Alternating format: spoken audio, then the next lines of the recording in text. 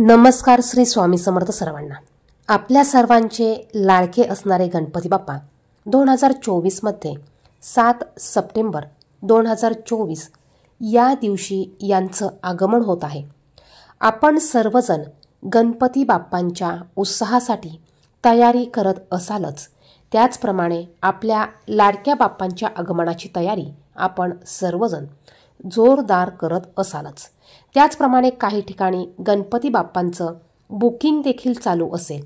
तर अशातच आपण गणपती बाप्पांची मूर्ती घरी आणताना ती कशी असावी, कोणत्या प्रकारची गणपती बाप्पांची मूर्ती निवडावी, मूर्ती निवडताना कुठली काळजी घेतली पाहिजे, त्याचप्रमाणे काही ज्या चुका असतात ह्या आपल्याकडनं कळत न कळत होतात किंवा आपल्याला माहिती नसल्यामुळे आपल्याकडनं चुकीची मूर्ती ही घरी आणली जाते आणि यामुळे आपल्याला त्याचे काही दोष लागू शकतात किंवा त्याचे संपूर्ण फळ हे आपल्याला मिळत नाही.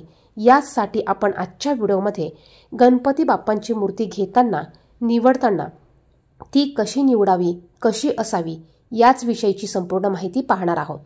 त्याचप्रमाणे गरोदर महिला असतील तर त्यांनी गणपती बाप्पा बसवायचे का, गणपती बाप्पा बसवण्याचे काय नियम आहेत याविषयीची देखील माहिती आपण व्हिडिओच्या शेवटी पाहणार आहोतच.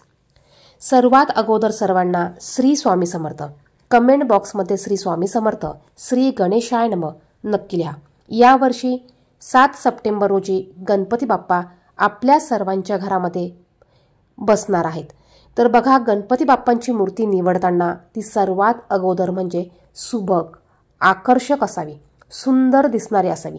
ज्या मूर्तीच्या चेहऱ्यावर सुंदर असे भाव, तेज असतील, चेहरा बोलका असेल अशी मूर्ती आपल्याला निवडायची आहे. मूर्ती निवडताना ती नेहमी बघा पिवळे पितांबर, केशरी पितांबर, लाल पितांबर नेसलेली मूर्ती आपण घरी आणायची आहे. गणपती बाप्पांची मूर्ती शक्यतो ही बैठी स्वरूपात असावी. म्हणजे आपण जी गणपती बाप्पांची मूर्ती घरी आणणार आहोत ही मूर्ती नेहमी बसलेल्या अवस्थेत असावी. बसलेल्या पाटावर, चौकटीवर, चौरंगावर बसलेल्या स्वरूपात असावी. गणपती बाप्पांची मूर्ती ही कधीही उभ्या स्वरूपात आपल्याला घरी आणायची नाहीये. कारण असं म्हणतात, जर का आपण गणपती उभ्या स्वरूपाचे बसवले तर गणपती बाप्पा आपल्याला वर्षभर हा उभा ठेवत असतो. म्हणजेच आपल्याला कुठल्याही प्रकारचा आराम मिळत नाही. त्यामुळे गणपती बाप्पांची मूर्ती निवडताना ती बसलेल्या स्वरूपात असावी. दुसरं म्हणजे गणपती बाप्पा 1 ते 1.5 फुटांपेक्षा जास्त मोठे नसावे. म्हणजे बघा, आपल्याला सहज गणपती बाप्पांची मूर्ती उचलता यायला पाहिजे या हिशोबाने आपल्याला गणपती बाप्पांची मूर्ती निवडायची आहे. त्यानंतर गणपती बाप्पा हे एकदंत, चतुर्भुज, पाश आणि अंकुश धारण केलेले असावे. म्हणजेच गणपती बाप्पांच्या एका हातामध्ये मोदक असला पाहिजे आणि दुसरा हात हा वरद मुद्रेत असावा. म्हणजेच आपल्याला आशीर्वाद देताना हा दुसरा हात असावा. यानंतर गणपती बाप्पा पाटावर, सिंहासनावर बसलेल्या अवस्थेतच असावे. बघा, त्यानंतर गणेश मूर्तीची शरीर यष्टीत बदल करणे योग्य नाही. म्हणजेच चित्रविचित्र आकारातील गणपतीची मूर्ती मुळीच घ्यायची नाहीये. बघा, आता नवीन नवीन डिझाईन ह्या येत असतात आणि नवीन नवीन डिझाईनीमध्ये गणपती बाप्पांची मूर्ती विकत मिळत असते. तर आपल्याला हिंसक चित्र असलेली किंवा हिंसक प्राण्यांच्या अंगावर बसलेली गणपती बाप्पांची मूर्ती चुकूनही आणायची नाही.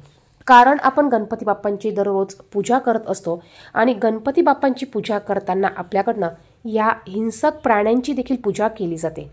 त्यामुळे गणपती बाप्पा आपल्याला हे साधे सिंहासनावर, पाटावर बसलेल्या स्वरूपातच आणायचे आहे. त्यानंतर बघा, गणपती बाप्पांची सोंड. सर्वात महत्त्वाचं म्हणजे गणपती बाप्पांची मूर्ती घेताना गणपती बाप्पांची सोंड ही नेहमी डाव्या बाजूला पाहिजे. उजव्या सोंडेचा गणपती चुकूनही आपल्याला घ्यायचा नाहीये. कारण उजव्या सोंडेच्या गणपतीची उपासनाही कडक असते. त्याचे सोवळे ओवळे हे जास्त पाळावे लागतात आणि आपल्याकडनं ते पाळणं शक्य नाही. त्यामुळे आपल्याला उजव्या सोंडेचा गणपती चुकूनही घ्यायचा नाहीये. गणपती घेताना तो नेहमी डाव्या सोंडेचा असावा.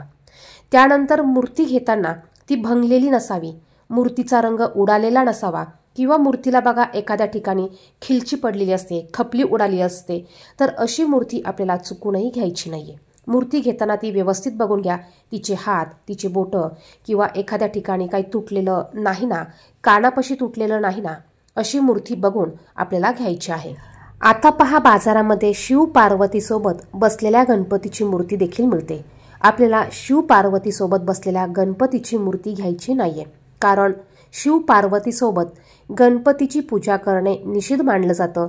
शिव पार्वतीची पूजा आपल्या देवघरामध्ये शिवलिंगाच्या स्वरूपात केली जाते. त्यामुळे आपल्याला गणपती बाप्पांची मूर्ती अशी देखील घ्यायची नाहीये. त्यानंतर मूर्ती घरी आणताना काही गोष्टी देखील आपल्याला लक्षात ठेवायच्या आहे. बघा, जर का एखाद्या वेळेस तुम्ही गणपती बाप्पांची मूर्ती घरी आणल्यानंतर बघा लहान मुलांकडनं ती भंगल्या जाते किंवा एखादा हात लागल्यामुळे तिचा बोट तुटतो किंवा हात तुटतो, तर अशा वेळेस आपल्याला घाबरून जाण्याची गरज नाही किंवा मनामध्ये कुठल्याही शंका आणण्याची गरज नाही. अशा वेळेस तुम्ही त्या गणपती बाप्पांच्या मूर्तीला दही भाताचा नैवेद्य दाखवून ती मूर्ती तुम्ही पाण्यामध्ये विसर्जित करा आणि दुसरी मूर्ती तुम्ही घरी घेऊन येऊ शकतात. त्यानंतर बघा, ह्या झाल्या छोट्या छोट्या गोष्टी, तर ह्या गोष्टी आपल्याला आवर्जून लक्षात ठेवायच्या आहे. गणपती बाप्पांची मूर्ती घेताना बघा, त्याच्यावर गणपती बाप्पांच्या चेहऱ्यावरचं तेज हे बघा कसं असं निखर असलं पाहिजे. रागिष्ट, क्रोधित अशा मूर्त्या तुम्ही चुकूनही घरी आणू नका. हुब्या अवस्थेत मूर्ती चुकूनही तुम्ही घरी आणू नका. बसलेलीच मूर्ती आणा. त्यानंतर गणपती बाप्पांच्या बाजूला उंदीर असलाच पाहिजे.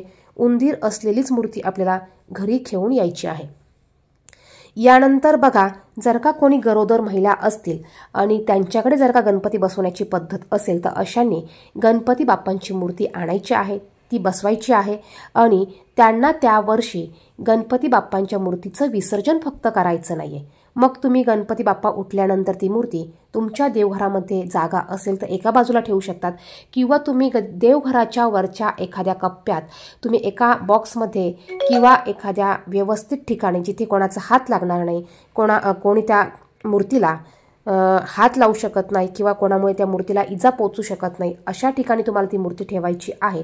आणि पुढच्या वर्षी तुम्ही जी गणपती बाप्पांची मूर्ती बसवणार आहात ती मूर्ती आणि त्याचबरोबर ही मागची मूर्ती, अशा दोन्ही मूर्तींचं तुम्हाला एकत्रित विसर्जन करायचं आहे. यानंतर जर का गणपती बाप्पांची मूर्ती बसवल्यावर तुम्हाला सूतक पडलं, तर तुम्ही गणपती बाप्पांची पूजा तुमच्या शेजारच्यांकडून, इतरांकडून तुम्ही करून घेऊ शकतात. तुम्हाला गणपती बाप्पांची पूजा करता येणार नाही. त्यानंतर बघा, गणपती बाप्पांची मूर्ती घरी आणताना जी व्यक्ती गणपती बाप्पांची मूर्ती आणणार आहेत त्या व्यक्तीच्या डोक्यामध्ये टोपी असलीच पाहिजे. त्या व्यक्तीने पायात चप्पल नाही घातली तरी चालेल. गणपती बाप्पांची मूर्ती आणताना ही नेहमी रुमालाने झाकून आणायची असते. चुकूनही गणपती बाप्पांच्या डोळ्यावर आपल्याला पट्टी बांधायची नाहीये. रुमालाने झाकून गणपती बाप्पांची मूर्ती आणायची आहे. गणपती बाप्पांची मूर्ती खरेदी केल्यानंतर घरी आणताना अगोदर गणपती बाप्पांना हळदी कुंकू लावायचं आहे, अष्टगंध लावायचं, अक्षदा अर्पण करायच्या. त्यानंतर गणपती बाप्पांची मूर्ती उचलायची आहे. त्याचप्रमाणे गणपती बाप्पांची मूर्ती उचलल्यानंतर ती जागा कधीही रिकामी ठेवू नये, यासाठी आपण एक नारळ ठेवू शकतो किंवा तुम्ही 11 रुपये दक्षिणा ठेवू शकतात किंवा त्या ठिकाणी तुम्हाला थोडेसे तांदूळ हे ठेवायचे आहेत. त्यानंतर गणपती बाप्पांची मूर्ती आणताना ती वाजत गाजत तुम्हाला आणायची आहे. मग तुम्ही जाताना एक तामण घेऊन जाऊ शकतात, त्यात हळदी कुंकू अक्षदा फुलं घेऊन जाऊ शकतात. एक घंटी तुम्हाला न्यायची आहे, टाळ तुम्ही नेऊ शकतात किंवा ताट चमच्याने मूर्ती वाजत गाजत तुम्हाला घरी आणायची आहे.